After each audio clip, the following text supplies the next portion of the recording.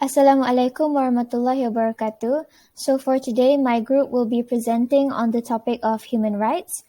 And my group consists of 4 members, which are Muhammad Amirul Asraf, Harith Syamim, me Nur Syafiqah, and also Nur Syafiqah. So firstly, I will be discussing about the background of human rights, which is our topic for today. So nowadays, when we hear the words human rights, we view it as something that all human beings have access to. But what is the real definition of human rights? Human rights are the basic rights that every individual in the world has from the beginning of life until they die. So in other words, human rights also means a person's freedom that they have the rights to while living in the world. And these rights apply to everyone regardless of where they come from, what they believe, and how they live their lives.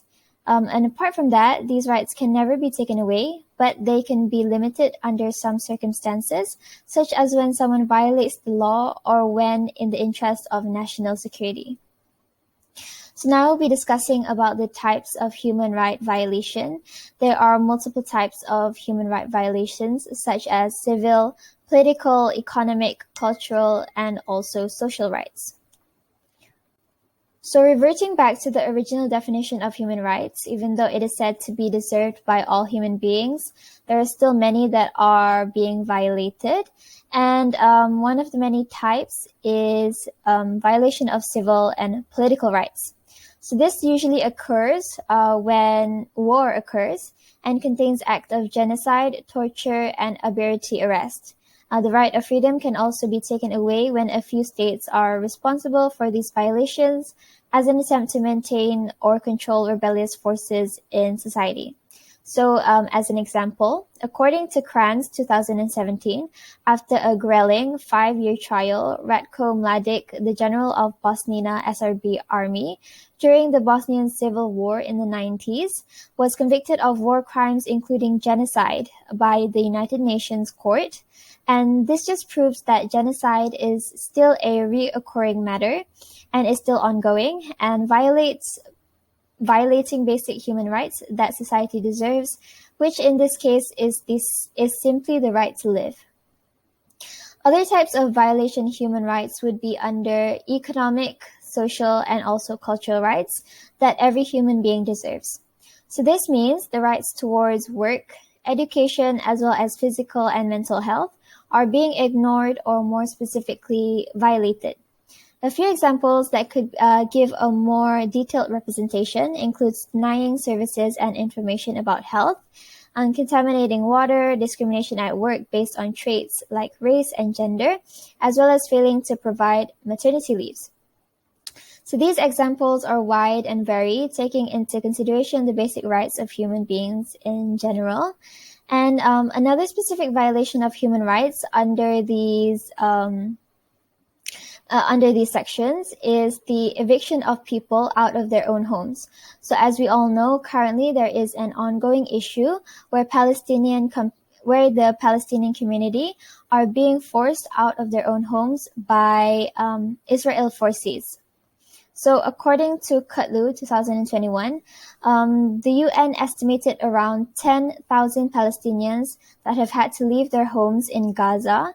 And the current situation not only causes the loss of homes, but the death of many, making it a genocide problem. So we would think that human rights includes the rights to live, but in this case, there are people that don't even have the rights to live.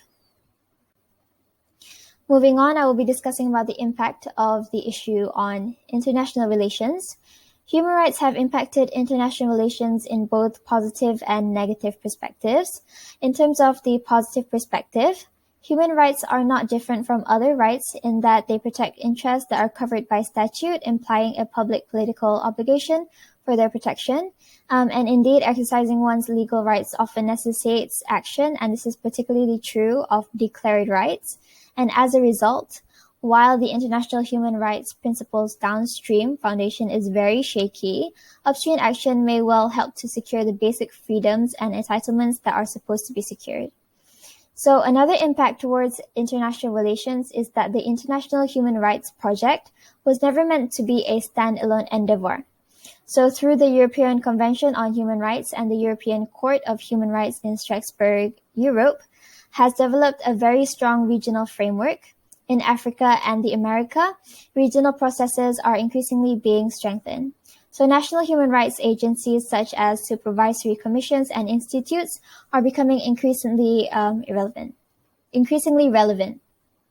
And furthermore, when it comes to human rights implementation, national judiciaries often take an activist stance, and moreover, the international human rights law has helped to establish a clear sense of global legitimacy based on the shared values of justice and also injustice. This means that any use of force that violates universal human rights laws is not considered valid, and international human rights principles are particularly important in the absence of the credible global instrument for human rights compliance. Nevertheless, the issue of human rights has also taken a toll on international relations and negatively impacted it in many ways. Though country assessments and cases of human rights abuses are treated as serious matters, the follow-up of cases where clear violations of human rights have been established receives surprisingly little attention. So this is one of the reasons for the global human rights gap, as it reflects in gross and systemic abuses, institutional non-implementation of poor people's rights, lack of justice for non-dominant collectivities, and persistent domestic violence against women and also children. And apart from that, the economic, political, social, and cultural aspects of the various environments in which these rights must be realized are not properly addressed in international human rights. Since the entire international effort to protect human dignity from abuse of power is focused on well-functioning legal structures that connect enforceable national law to international law, efforts to realize these rights must first and foremost focus on the establishment of good governance based on the rule of law. Well-functioning economies and initiatives to transcend cultural prejudice are necessary to overcome the challenges associated with collapsing and autocratic governed states. This will necessitate a shift in resources away from strictly legal action and toward policies that promote political change.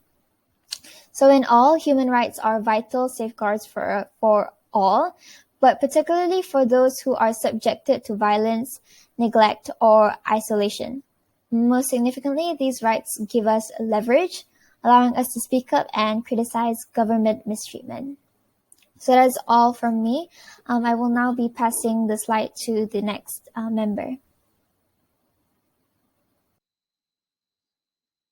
Assalamualaikum and greetings to everyone. My name is Harith bin Rahim from DEC 6A, and today I will be presenting about the roles of United Nations to solve human rights issue. But first, let me introduce you what is actually United Nations. The United Nations, or known as UN, is an intergovernmental organization that aims to maintain international peace and security. It also develops friendly relations among nations, achieve international cooperation, and could be a center for harmonizing the actions of a nation. There are about 193 countries, including Afghanistan, Malaysia, United States, and China, involved in UN. There are 9 different departments that work differently on variety issues to maintain peace. And back to the history, the United Nations was formed in 1945 after the World War II by 51 countries that committed to maintaining the international peace and security. Regarding the human rights issue, United Nations has made a statement. Human rights are the rights that inherent to all human beings, regardless of race, sex, nationality, ethnicity, language, religion, or any other status. Human rights also include the right to life and liberty, freedom from slavery and torture, freedom of opinion and expression, and the right to work and education, and many more. To continue this slide, I would like to say that there is a specific council that works to protect and spread the awareness about the human rights, which is called the Human Rights Council of United Nations. This is just a quick brief about the Human Rights Council of United Nations. The council was created by the United Nations General Assembly on 15 March 2006. The Human Rights Council is an intergovernmental body within the United Nations. It is responsible for strengthening the promotion and protection of human rights around the globe. It also addressing situations of human rights violation and make recommendations on them. Furthermore, the council, which is made up of 47 state members, is tasked with strengthening the promotion and defense of human rights around the world by investigating and issuing recommendations on human rights abuses, as well as responding to human rights emergency. So, in conclusion, we can see that the United Nations has dedicated itself to protect the human rights by applying the Universal Periodic Review and the positive messages to protect and ensure that everybody will receive equal human rights. It is everyone's responsibility to protect human rights and make sure none of us get isolated from each of the rights they deserve as human. In addition, the United Nations has to be fair and taking this issue seriously without any discrimination. That's all from me. Assalamualaikum and thank you. Moving on, I'll be talking about the roles of NGOs in human rights. So, NGO, or more known as non-governmental organization, is a non-profit group that functions independently of any government. NGOs are also known as civil societies or an organized community which serves and caters to national and international level social or political goals such as humanitarian causes or the environment. The main purpose or goal for any NGOs at all is to contribute to a peaceful, well-governed, and secure society with stable operating environments. NGOs also tend to spread awareness and encourage healthy, active population, as well as reducing rates and diseases. NGOs are also good as it strengthens the local communities by sharing values that underpin economical and social societies, as well as empowers marginalized groups and reduces inequality. Um, Next is NGOs also have a clearer link to a guiding purpose, the greater good. They actually take up the responsibility of fulfilling moral and social needs that should be taken by the government. After all, there's more happiness in giving than receiving, and NGOs truly embodies this thought as this is what they stand for. Next is the example of NGOs. NGOs strive to help protect and preserve Mother Nature among many things that they do. For example, of a situation due to the pandemic of COVID-19, NGOs have publicly stated that the natural environment should be a basic human right in light of the coronavirus outbreak. For instance, in Singapore recently, there has been trace of wildlife trade which traced back to a market selling animals in China, as well as deforestation, which is forcing the animals out of their habitat, their home, and forcing them to go to where the people live, which is dangerous as there are risks of spread of viruses and people getting hurt by the wild animals.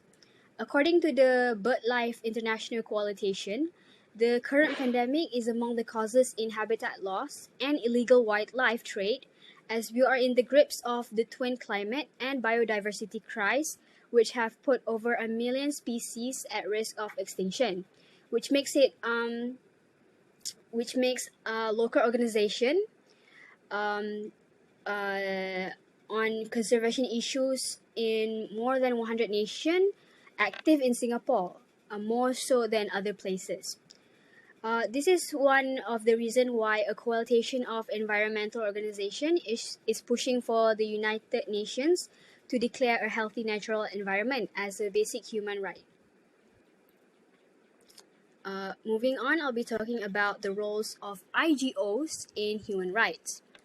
IGO stands for Intergovernmental Organization, or more known, or is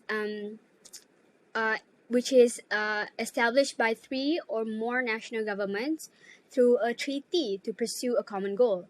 IGOs can be universal or regional, and they have an impact on the World Health Organization and the World Trade Organization. IGOs usually have the ability to influence, to make rules, and exercise power within their member countries as their global impact continues to increase around their neighboring countries. Most IGOs whose work includes the promotion and protection of human rights through the drafting of treaties and other international legal instruments also monitors compliances with international human rights instruments either directly or through one or more autonomous subsidiary entities. So, for examples of IGO, we'll be talking about United Nations, which is an organization established to promote international cooperation, which is a replacement for the ineffective League of Nations. The United Nations helps protect and promote all rights from women, children, people with disabilities, minorities, and indigenous people. The United Nations also has 5 principal organs, such as the General Assembly, Security Council, Economic and Social Council, which also stands for ECOSOC, and Secretariat and International Court of Justice. For instance, an example that can be seen here, that the United Nations advocates and promotes respect for the law and protection of human rights in many ways, such as the Universal Periodic Review, which is the human rights record of all member states. One of the most recent example that can be given is the United Nations Act in regarding the Israel and Palestine conflict, where the United Nations High Commissioner Michelle Bachelet appeals for a de-escalation in the Israel-Palestine crisis. Ms. Bachelet states that rather than seeking to calm the tensions, inflammatory rhetoric from leaders on all sides appears to be seeking excite tensions rather than to calm them down. All in all, I think we can see that NGOs and IGOs both have their own roles in protecting and advocating in human rights. With that being said, there are still many issues that have yet to be solved, and as humans, we need to work together to spread awareness and support the causes and contribute in any way possible that we can to such organizations to ensure that everyone lives in a safe and comfortable environment. And I will let the next presenter present their next point. Thank you.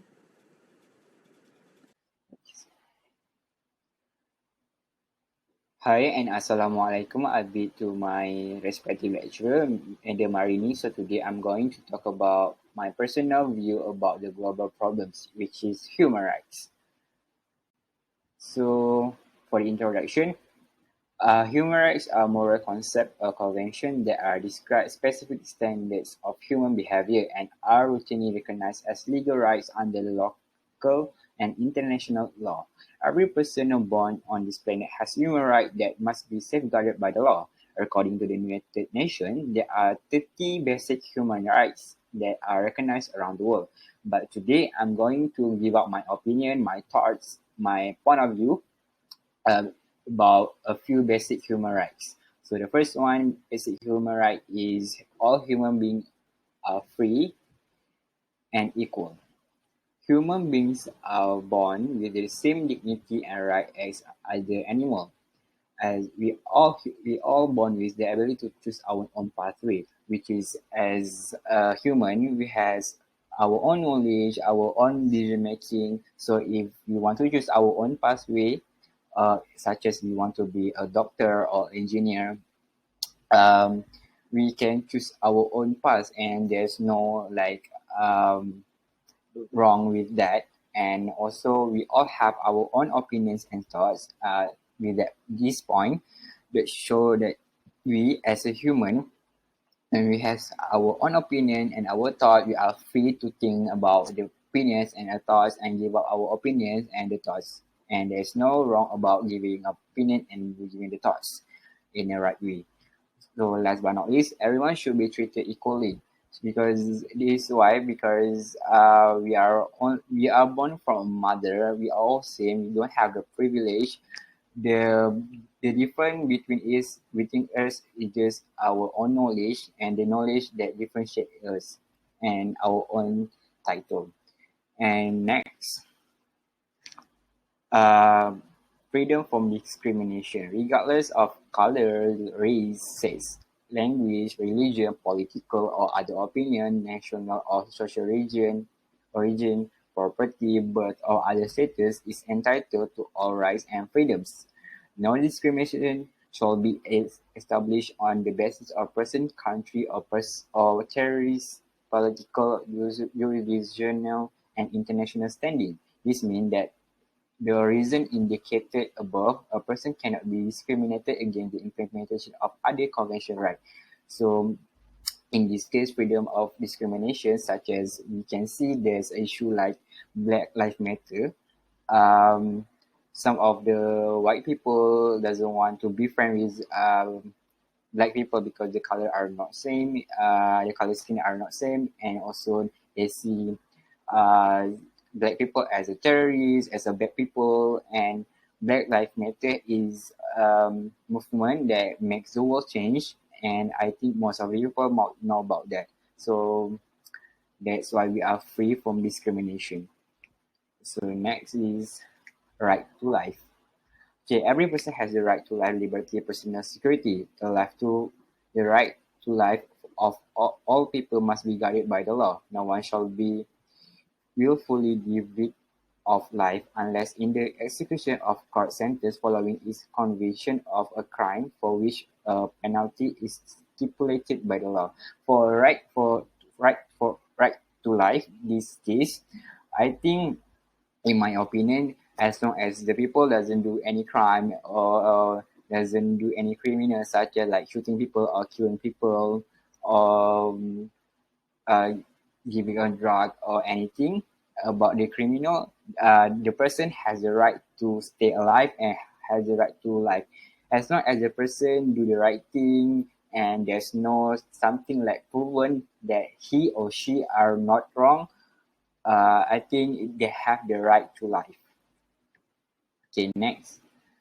Freedom from slavery. We, as a human, no one shall be held in the slavery or servitude, and slavery and the slave trade in all forms shall be forbidden. Our right to be free of slavery and servitude is unalienable, and which implies can never curtailed.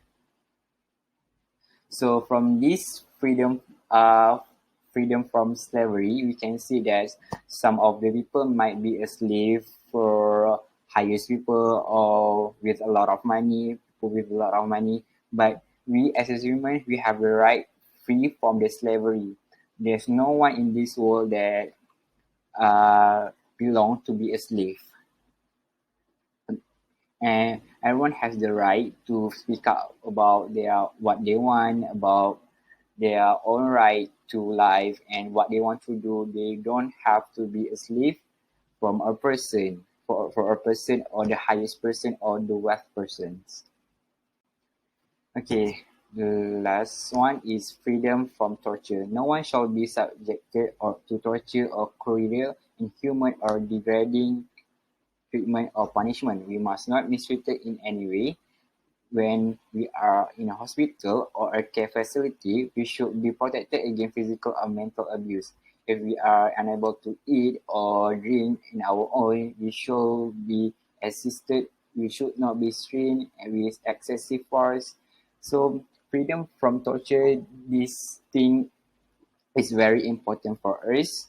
So to take care of our physical, mental, and about our health is very important because our physical and mental health is very important for us right now because mental and physical health is very, very like the thing that we need to take care for become a normal human, to become a good human, a better human, we must take care of our health, physical or mental. So there's no one have have the there's no one need to be abused or physical abuse, mentally abused, um, needs to be blamed.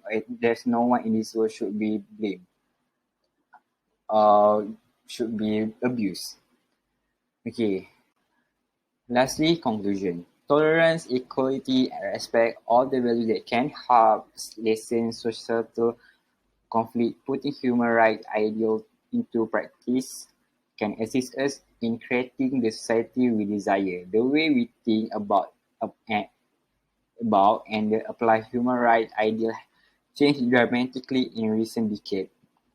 This has resulted in a number of beneficial outcomes. Human rights knowledge can empower individuals and provide answers to specific challenges. Human rights have significant role in how individuals engage with one another at level of society, including the families, communities, school, workplace, politics, and international relations. I think that's all from me. Thank you.